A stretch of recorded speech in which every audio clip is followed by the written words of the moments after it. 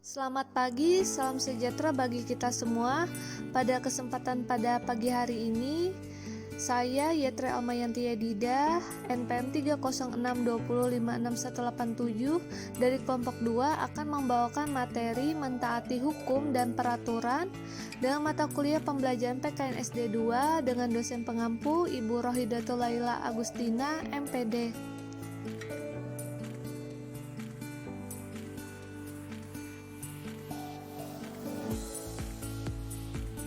Pada materi pembahasan ini mencakup poin materi hukum dan peraturan dalam pembelajaran PKN SD, aplikasi pembelajaran sesuai dengan karakteristik perkembangan peserta didik di sekolah dasar, baik perkembangan fisik, psikologis, sosial, dan moral, komponen pembelajaran dalam model Value Clarification Technique atau VCT pada mata pelajaran PKN SD, asesmen materi mentaati hukum dan peraturan untuk diaplikasikan pada model pembelajaran VCT. Selanjutnya, mentaati hukum dan peraturan. Pendidikan kewarganegaraan merupakan salah satu mata pelajaran wajib yang diajarkan baik dari tingkat SD maupun perguruan tinggi, sebagaimana tertuang dalam Undang-Undang Nomor 20 Tahun 2003 tentang Sistem Pendidikan Nasional. Pada Pasal 3 menyatakan bahwa pendidikan nasional berfungsi mengembangkan kemampuan dan membentuk watak serta peradaban bangsa yang bermartabat dalam rangka mencerdaskan kehidupan bangsa. Nah, dalam hal ini tertuang dalam alinea keempat di pembukaan Undang-Undang Dasar 1945, yaitu mencerdaskan kehidupan bangsa. Perlu penekanan pengetahuan agar generasi mampu berilmu, baik itu terlihat dari cara berpikir maupun dari perbuatan. Dan PKN menjadi mata pelajaran yang memiliki pesan-pesan nilai dan moral yang terkandung di dalamnya. Salah satunya adalah pada mata pelajaran pembelajaran PKN di SD. Nah, hukum dibuat pada hakikatnya adalah untuk memenuhi rasa keadilan, ketertiban, dan keamanan dalam lingkungan masyarakat.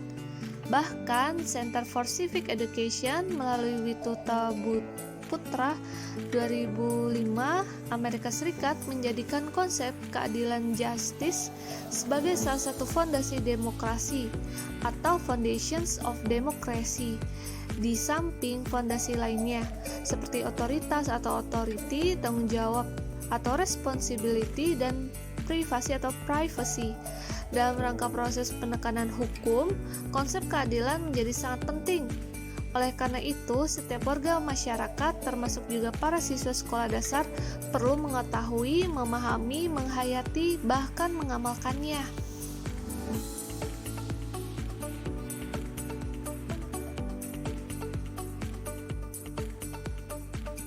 Selanjutnya, model pembelajaran inquiry. Nah, teman-teman juga bisa menggunakan model pembelajaran inquiry yang merupakan kegiatan bertanya atau mempertanyakan. Nah, oleh karena itu, tujuan pengguna model pembelajaran inquiry mencakup hal-hal berikut, yaitu memecahkan masalah yang telah disepakati bersama, membina kemandirian siswa untuk belajar menemukan dan memecahkan masalah, menggabungkan daya kemampuan siswa untuk dapat berpikir secara logis dan kritis dan analitis tentang masalah yang dihadapinya. Nah, selanjutnya tabel tingkat perkembangan moral Kohlberg. Nah, di sini terdapat tabel level dan tingkat perkembangan moral. Nah, untuk level ini dibedakan dengan prakonvensional, konvensional. Dan untuk tingkat perkembangan moralnya ini terdapat tahap 1, tahap 2, tahap 3, dan tahap 4. Yang mana ini merupakan tolak ukur dalam tingkat perkembangan moral pada manusia. Nah, di sini kita bisa melihat bahwa dalam perubahan manusia atau perubahan perkembangan moral manusia menurut Kohlberg itu mengalami 3 fase level. Nah, tadi itu prakonvensional, konvensional. Nah, ini bisa pada di tahap 1 itu orientasi hukuman dan kepatuhan konsepsi baik dan buruk ditentukan oleh konsekuensi fisik, yakni konsepsi tanpa memperhatikan makna atau nilai dari konsekuensi ini bagi individu. Nah, untuk tahap 2, orientasi instrumental konsepsi baik lebih ditentukan oleh kepuasan sendiri. Nah, untuk tahap ketiga, orientasi keserasian antar personal. Nah, apa yang menyenangkan atau membantu orang lain ada hal yang baik. Nah, itu menurut pandangan individu. Nah, untuk tahap 4, orientasi terhadap peraturan hukum dan ketertiban.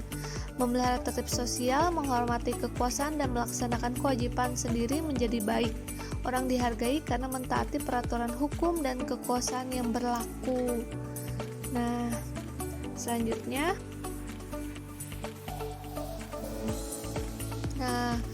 untuk post konvensional di sini orang sudah berusaha mendapatkan perumusan nilai-nilai moral, berusaha merumuskan prinsip-prinsip nilai yang valid yang dapat diterapkan. Nah, di fase atau level post konvensional ini perkembangannya itu pada tahap 5 dan tahap 6. Nah, di tahap 5 sendiri terdapat orientasi legalistik kontrak sosial. Nah, jadi individu sudah tahu nih bagaimana melegalistikan kontrak sosial. Apa yang benar ditentukan oleh nilai-nilai yang disepakati oleh masyarakat, termasuk hak individu dan aturan-aturan konsensus. Namun demikian, tekanannya diletakkan pada pertimbangan rasional dan kemanfaatan sosial. Nah, untuk tahap yang keenam, orientasi pada prinsip-prinsip etika universal.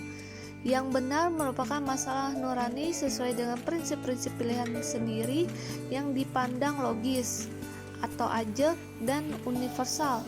Prinsip-prinsip yang universal ini pada hakikatnya merupakan prinsip keadilan, persamaan hak asasi manusia, dan rasa hormat terhadap martabat manusia sebagai individu. Dari tabel di atas dapat dilihat bahwa ada beberapa prinsip yang harus diperhatikan dalam pembelajaran materi pendidikan hukum dan penegakan hukum. Modal pembelajaran pendidikan hukum di sekolah dasar hendaknya disesuaikan dengan tingkat kemampuan berpikir dan tingkat perkembangan moral anak-anak usia SD. Nah, untuk anak-anak kelas rendah, yaitu kelas 1 sampai kelas 3, pembelajaran materi hukum dapat diawali dengan memperkenalkan mereka pada adanya sejumlah aturan hidup yang berlaku dalam kehidupan sehari-hari, baik dalam lingkungan keluarga, lingkungan sekolah, maupun lingkungan masyarakat sekitar. Nah, selanjutnya perkembangan individu. Nah, di sini perkembangan individu merupakan pola gerakan atau perubahan yang secara dinamis dimulai dari pembuahan atau konsepsi dan terus berlanjut sepanjang siklus kehidupan manusia yang terjadi akibat dari pematangan dan pengalaman. Menurut Hurlock dan Rice. Nah, selanjutnya menurut Hurlock, dalam perkembangan ada dua proses yang bertentangan yang terjadi secara serempak selama kehidupan, yaitu pertumbuhan yang disebut evolusi dan kemunduran yang disebut dengan involusi. Nah, pada awal kehidupan manusia yang berperan adalah evolusi, sedangkan involusi lebih berperan pada akhir kehidupan, yaitu perubahan-perubahan yang bersifat mundur. Nah, sikap terhadap perubahan-perubahan perkembangan ini dipengaruhi oleh penampilan dan perilaku individu, stereotip budaya, nilai-nilai budaya, perubahan-perubahan peran, dan pengalaman pribadi. Salah satu tujuan dari perubahan ini adalah agar individu mampu menyesuaikan diri dengan lingkungan, sehingga baik secara fisik maupun psikis sesuai dengan harapan-harapan sosial. Nah, jadi di sini perkembangan individu ini bertolak belakang pada saat usianya sudah menginjak dewasa ya teman-teman, karena dia sudah tahu ada beberapa hal yang perlu diperhatikan dan aturan-aturan yang perlu diikuti. Nah, secara tidak langsung manusia pada perkembangan individu menjelang dewasa menjadi lebih tahu dan sadar akan hukum serta mencoba untuk beradaptasi dengan lingkungan sosialnya.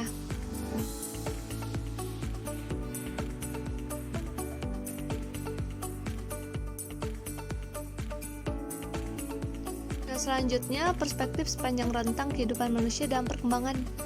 Nah, perspektif sepanjang rentang kehidupan manusia menjelaskan adanya 7 karakteristik dasar yang harus dipahami untuk melihat perkembangan manusia, yaitu yang pertama, perkembangan adalah seumur hidup. Nah, jadi itu terus-menerus ya. Yang kedua, perkembangan bersifat multidimensional. Nah, yang ketiga, perkembangan ada multidireksional. Yang keempat, perkembangan bersifat lentur atau plastis. Yang kelima, perkembangan selalu melekat dengan sejarah. Yang keenam, perkembangan bersifat multidisipliner. Yang ketujuh, perkembangan bersifat kontekstual.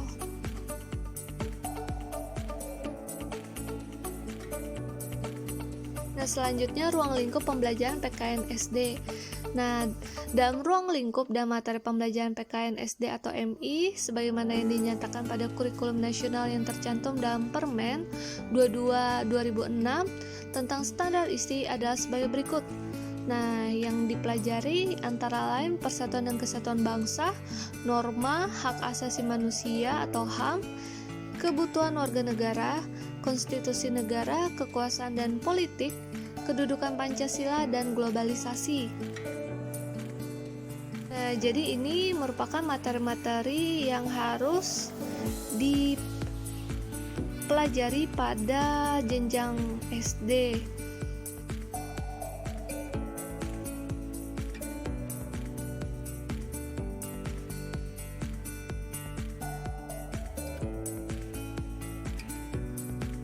Selanjutnya, keunggulan pembelajaran VCT. Nah, menurut Jari memaparkan VCT dengan keunggulan sebagai pengajaran efektif, yaitu penanaman nilai moral pada cangkupan internal diri, bisa mengungkapkan pesan dari materi setelah disampaikan, kemudian disampaikan di hadapan rekan-rekannya. Nah, selanjutnya memiliki kemampuan mengklarifikasi nilai serta kualitas diri individu, memahami pesan nilai moral dalam kehidupan. Adanya kemampuan mengembangkan potensi pada diri, bisa menyalurkan pengalaman pelajaran dari berbagai sumber, dapat meniadakan mengintervensi ataupun memadukan nilai setiap individu, memberi pemahaman nilai moral supaya diterima untuk hidup bermoral tinggi. Nah, jadi teman-teman, untuk pembelajaran itu adalah merupakan sepanjang umur kita. Jadi tidak ada penghalang umur ataupun usia ya teman-teman. Kita harus tetap mengembangkan diri untuk pengembangan individu. Nah, untuk pembelajaran PKN SD bisa menggunakan model VCT dalam pengembangannya ya teman-teman.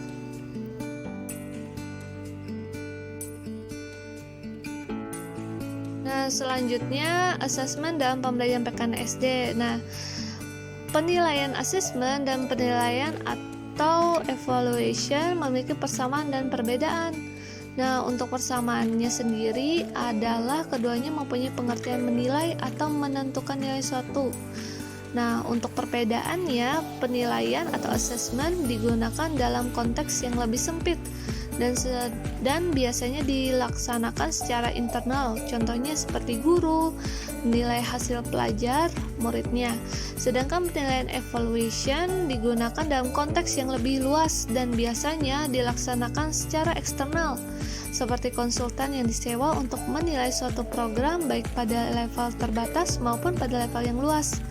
Nah, menurut saya dalam asesmen materi mentaati hukum dan peraturan pada pembelajaran PKN SD dapat menggunakan asesmen yang dapat meningkatkan daya penggalian pengetahuan yang terkandung dalam pembelajaran yang dipelajari, yaitu tes tulisan, tes lisan, tes perbuatan, dan penilaian non-tes seperti observasi atau catatan kejadian, kuesioner atau angket atau daftar isian, wawancara atau interview, daftar cek, skala pilihan, studi kasus, dan portofolio. Ini dapat digunakan dengan materi dari pembelajaran mentaati hukum dan peraturan PKN SD. Nah, jadi tinggal kita menyesuaikan saja dengan keadaan di kelas ya.